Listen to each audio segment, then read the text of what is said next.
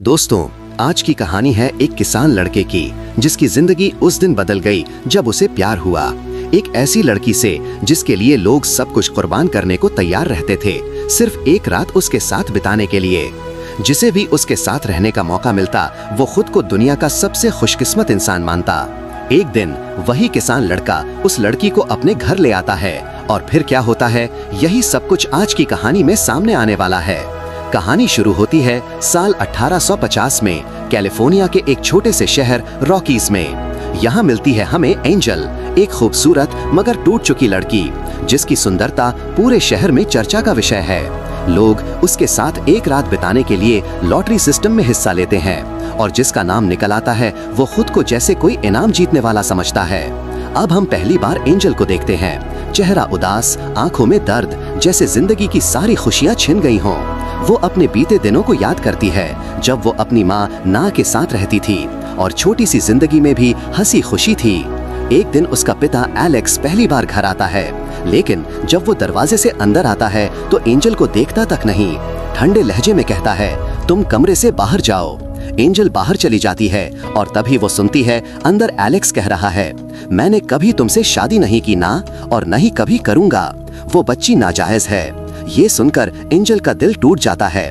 उसकी आंखों से आंसू बहने लगते हैं। ना बाहर आती है, अपनी बेटी को गले लगाती है और कहती है, बेटा, इसमें तुम्हारी कोई गलती नहीं। मैं तुम्हें इस दुनिया में सबसे ज्यादा प्यार करती हूँ। कुछ ही दिनों बाद ना को एलेक्स का खत मिलता है जिसमें लिखा होता है कि उसने रिश्ता हमेशा के लिए तोड़ दिया है और अब कभी नहीं लौटेगा। अब ना के पास कोई रास्ता नहीं बचता। वो एंजल को लेकर घर छोड़ देती है और जिंदगी चलाने के लिए एक ज्वेलर जॉन के पास जाती है। लेकिन जॉन उस गहने को देखकर कहता है, ये तो नकली है, इसका कोई दाम नहीं मिलेगा, लेकिन तुम खुद बहुत कीमती हो। मजबूरी में ना उसकी बात मान लेती है, मगर जॉन उसका फायदा उठाता है और उसे अपने लिए काम करने पर मजबूर करता है। कुछ समय बाद ना बहुत बीमार पड़ जाती है और फिर उसकी मौत हो जाती है। एंजल पूरी तरह टूट जाती है। उसकी आंखों से आंसू नहीं रुकते। अब इस बेरहम दुनिया में वो पूरी तरह अकेली रह जाती है। एंजल की जिंदगी की उस अंधेरी दुनिया से हटकर हम मिलते हैं एक नए किरदार से, माइकल से। माइकल एक मेहनती किसान है, ईमानदार, धार्मिक और सादा जीवन जीने वाला इंसान। वो अपने खेतों की देखभाल खुद करता है और हर सुबह चर्च जाकर भगवान से प्रार्थना करता है। एक दिन वो दिल से दुआ करता है, भगवान, मुझे एक ऐसा साथी दे जो मुझे सच्चे दिल से प्यार करे और हमेशा मेरे साथ रहे। उसी शाम माइकल शहर जाता है अपने खेतों की उपज बेचने के लिए। वहां अचानक उसकी नजर एंजल पर पड़ती है। एंजल थोड़ी देर के लिए टहलने बाहर निकलती है और माइकल उसे देखकर एकदम खो जाता है। वो उसकी सुंदरता में ऐसा डूब जाता है कि पहली नजर में ही उसे प्यार हो जाता है। जिज्ञासावश माइकल अपने दोस्त से पूछता है, ये लड़की कौन है? दोस्त जवाब देता है, ये एंजल है, शहर की सबसे खूबसूरत और सबसे महंगी लड़की। लोग उसके साथ एक रात बिताने के लिए लाइन लगाते हैं। ये सुनकर माइकल के मन में एक अजीब सी बेचैनी होती है, लेकिन फिर भी वो सोचता है, मुझे उससे मिलना ही होगा, चाहे जो भी हो। शाम को जब एंजल का काम खत्म होता है, उसका बॉडीगार्ड जो उसकी मालकिन डचेस के लिए काम करता है, पैसे लेने आता है। उसे रकम कम लगती है तो वो गुस्से में एंजल पर इल्जाम लगाता है, तूने सोना छुपा लिया है। एंजल गुस्से में जवाब देती है, मुझ पर झूठ मत बोल। ये सुनकर बॉडीगार्ड भड़क जाता है। वो एंजल को बालों से पकड़कर बाथटब में फेंक देता है और पानी में डुबाने लगता है। तभी डचेस वहां पहुंचती है और चिल्लाती है, रुको, अगर एंजल को कोई चोट लगी तो बाहर खड़े लोग तुम्हें जिंदा नहीं छोड़ेंगे। गुस्सा कंट्रोल करो और उसे अगली शिफ्ट के लिए तैयार करो। थोड़ी देर बाद एंजल फिर से सजती संवरती है और अपने काम पर लौट आती है।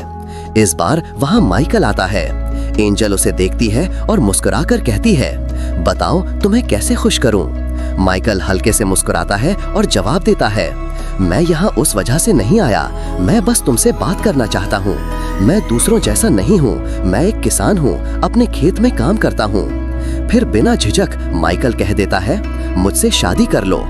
एंजल हंस पड़ती है और कहती है, ये इस हफ्ते का 5वां प्रपोजल है। बहुत लोग आते हैं, मीठी बातें करते हैं और चले जाते हैं। समय खत्म होता है और वो माइकल को कमरे से बाहर निकाल देती है। लेकिन अगले दिन माइकल फिर आता है, इस बार 2 गुना पैसा देकर। वो कहता है, मैं तुमसे पहली नजर में ही प्यार कर बैठा था।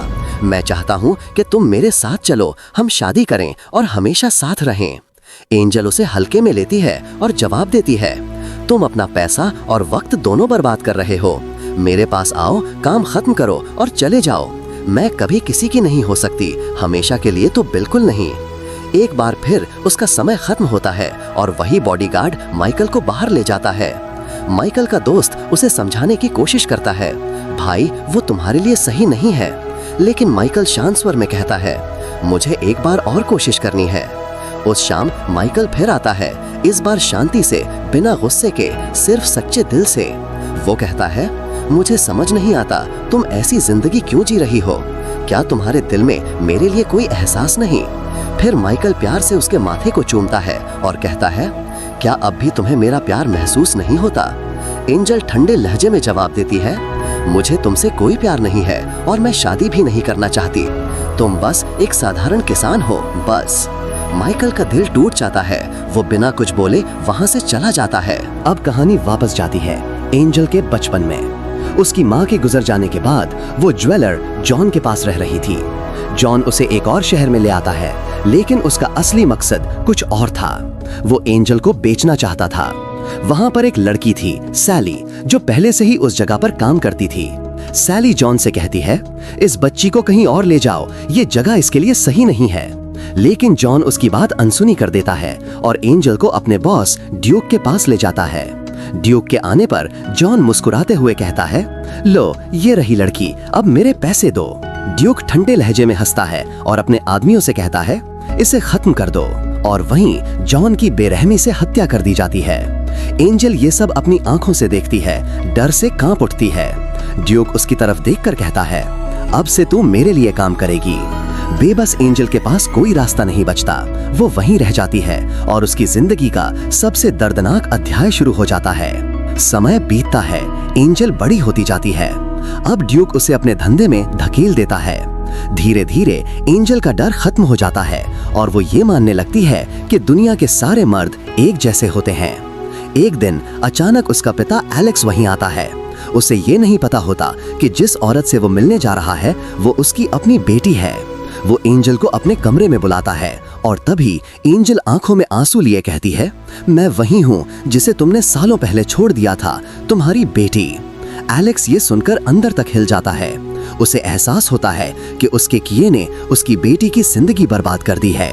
वो शर्म और अपराध बोध में डूबकर आत्महत्या कर लेता है। कुछ समय बाद वही सैली एंजल के पास आती है। वो उसे कुछ पैसे देती है और कहती है, यहाँ से निकल जा, नई जिंदगी शुरू कर। एंजल सैली के दिए हुए पैसे लेकर वहाँ से भाग जाती है। लेकिन जब ड्यूक को पता चलता है कि सैली ने एंजल की मदद की, वो गुस्से में सैली को मार डालता है। उधर एंजल एक जहाज में सवार होकर दूसरे शहर के लिए निकलती है।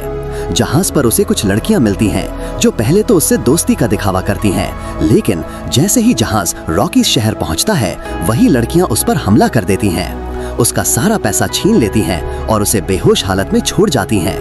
कुछ देर बाद एक औरत डचेस उसे सड़क पर बेहोश पाती है।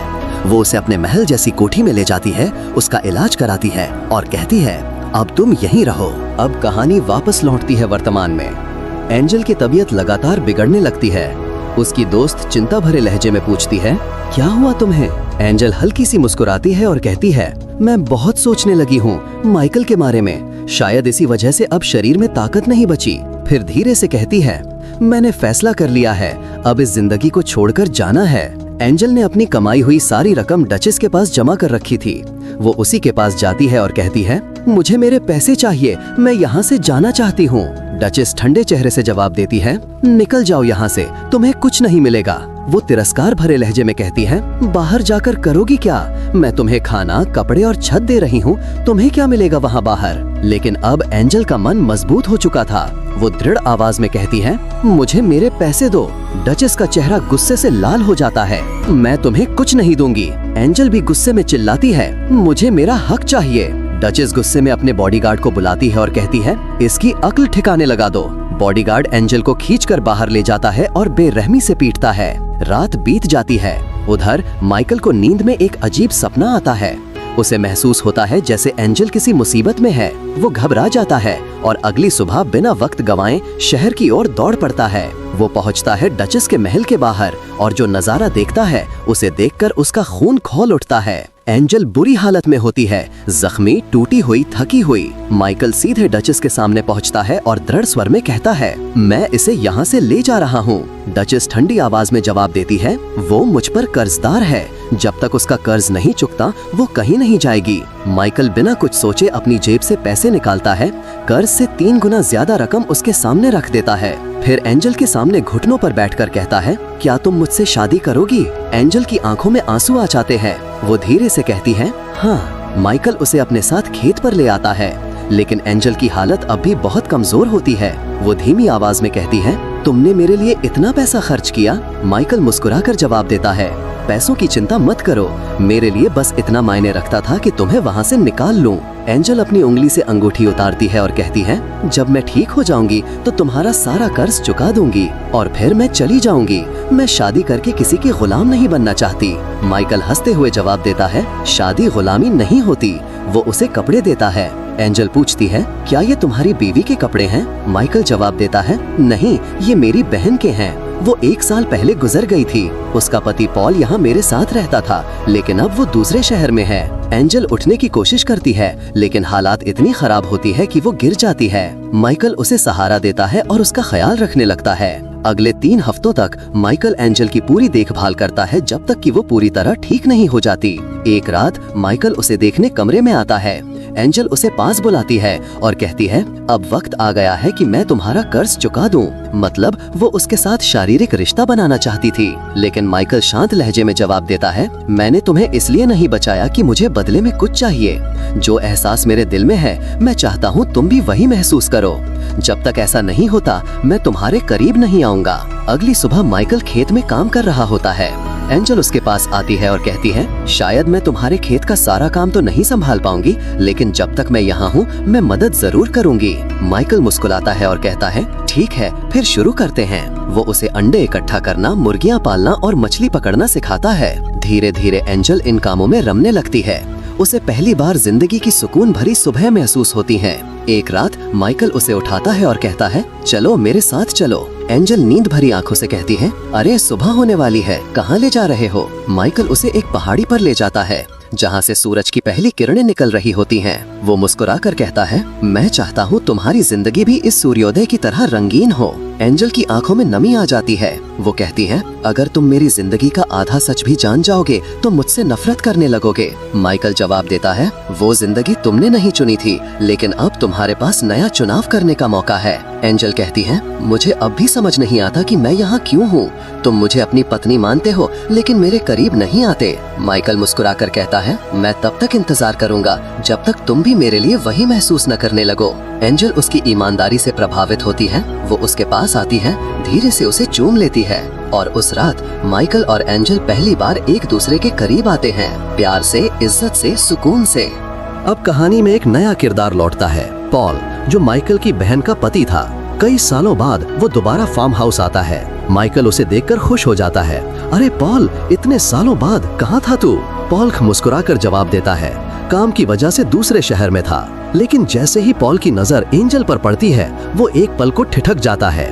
एंजल भी उसे देखकर कुछ महसूस करती है, मगर कुछ कहती नहीं। माइकल मुस्कुराकर कहता है, पॉल, ये है मेरी पत्नी एंजल। पॉल कुछ देर उसे देखता है, फिर मुस्कुराकर कहता है, सुंदर है, बहुत। धीरे धीरे पॉल वहीं रहने लगता है, लेकिन उसके मन में एंजल को लेकर एक अजीब सी चाहत जाग उठती है। वो उसे घूरता है, बातों में बहाने ढूंढता है, पर एंजल उसकी नीयत पहचान लेती है। एक दिन जब माइकल खेत पर गया होता है, पॉल एंजल के पास आता है और कहता है, मुझे पता है तुम जैसी औरतें कैसी होती हैं, तुमने माइकल को फंसाया है। एंजल शांत स्वर में जवाब देती है, वो खुद मेरे पास आया था और सब कुछ जानते हुए मुझे अपनाया।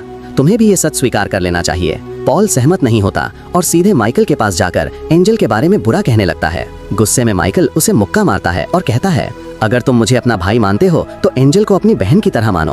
पॉल अपनी गलती समझ जाता है और एंजल से माफी मांगता है। वो कहता है, अगर तुम चाहो तो शहर जाकर नया काम शुरू कर सकती हो और पहले की तरह अच्छा जीवन जी सकती हो। दृश्य बदलता है, माइकल और एंजल साथ होते हैं। माइकल कहता है, पॉल कल शहर जा रहा है और मैंने उसे सब कुछ बता दिया है जो हमारे बीच हुआ। मैं चाहता हूँ कि मैं अपनी पूरी जिंदगी तुम्हारे साथ बिताऊं, हम बच्चे पैदा करें और हमेशा साथ रहें। लेकिन ये सुनकर एंजल की आंखों में आंसू आ जाते हैं। वो ये सोच भी नहीं सकती क्योंकि वो माँ नहीं बन सकती। फिर कहानी एंजल के दर्दनाक अतीत को दिखाती है। कभी जब वो गर्भवती हुई थी तो ड्यूक ने जबरदस्ती उसका गर्भपात करवा दिया था, जिससे वो दोबारा कभी माँ नहीं बन सकी। एक दिन वे रास्ते में एक परिवार से मिलते हैं। एलिजाबेथ जो गर्भवती होती है, उसका कोई घर नहीं होता। वे किसी नई जगह जाने की सोच रहे होते हैं। माइकल और एंजल उन्हें अपने घर में जगह देते हैं, खाना खिलाते हैं और देखभाल करते हैं। वो परिवार आभारी होता है। उनकी एक बड़ी बेटी होती है मैरियम, जो एंजल से उसके जीवन के बारे में पूछती है। धीरे धीरे दोनों में गहरी दोस्ती हो जाती है। समय बीतने पर एलिजाबेथ एक बेटे को जन्म देती है, जिससे सबके जीवन में खुशी लौट आती है। माइकल और मैरियम मिलकर बच्चे की देखभाल करते हैं और एंजल को लगता है कि माइकल और मैरियम एक सुंदर जोड़ी बन सकते हैं। बाद में मैरियम के पिता बताते हैं कि उन्होंने पॉल से जमीन खरीद ली है और अब पूरा परिवार साथ रहेगा।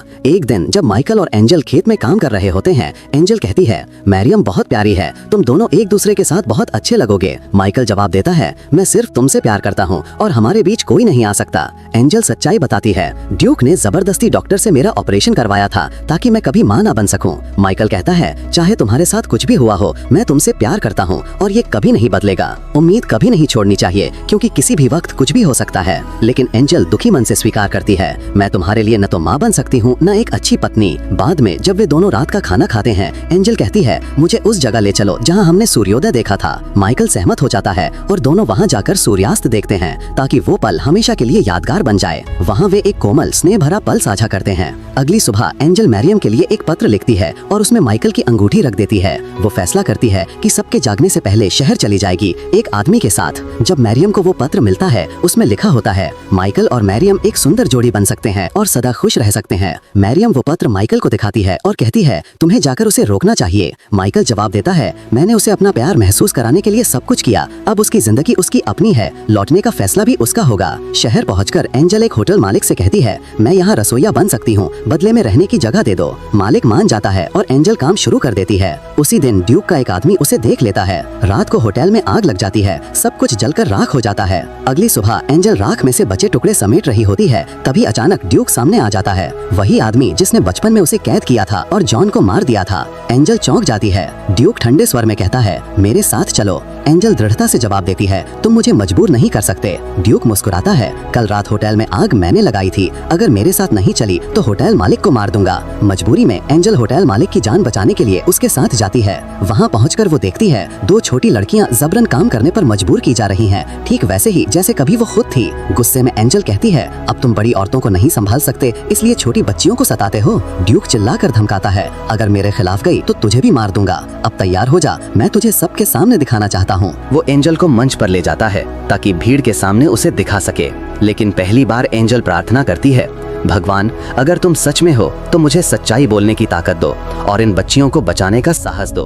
वो मंच पर सबके सामने ड्यूक के अपराध उजागर कर देती है, बताती है कि वो छोटी लड़कियों को कैसे यातना देता था। ड्यूक चिल्लाता है, वो झूठ बोल रही है। वो एंजल को घसीटकर कमरे में ले जाता है और मारने की कोशिश करता है। तभी उसका एक आदमी जो उसकी क्रूरता से तंग होता है, बीच में आता है, ड्यूक को गिरा देता है और कहता है, भागो एंजल। एंजल दो बच्चियों को आजाद करती है और भाग निकलती है। भीड़ सच्चाई जान जाती है और गुस्से में ड्यूक को पकड़कर फांसी दे देती है। 3 साल बाद पॉल एक शहर में एंजल को देखता है। वो उसके पीछे पीछे एक बड़े स्कूल तक जाता है। वहाँ पता चलता है कि वो स्कूल चलाती है उन लड़कियों के लिए जो उसके जैसी हैं, जिन्हें नई जिंदगी और शिक्षा की जरूरत है। पॉल खुश होकर पूछता है, माइकल और मैरियम का क्या हुआ? एंजल ध्यान से सुनती है जब वो कहता है, मैरियम अब मेरी पत्नी है, वो माँ बनने वाली है। तुम सोचती थी कि माइकल और मैरियम साथ होंगे, पर माइकल हमेशा उसे अपनी बहन की तरह मानता था। वो अब भी तुम्हारा इंतजार कर रहा है। ये सुनकर एंजल की आंखें नम हो जाती हैं। वो कहती है, मैं हमेशा चाहती थी कि माइकल को कोई नेक औरत मिले।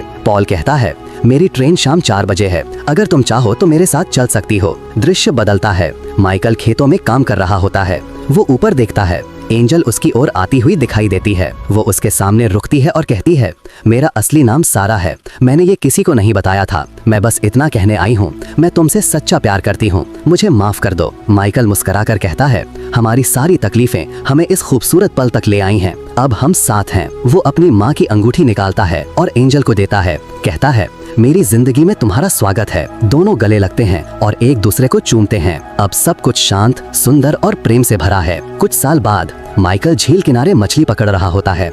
एंजल उसके पास आती है। वो गर्भवती होती है। उनका छोटा बेटा पास में खेल रहा होता है।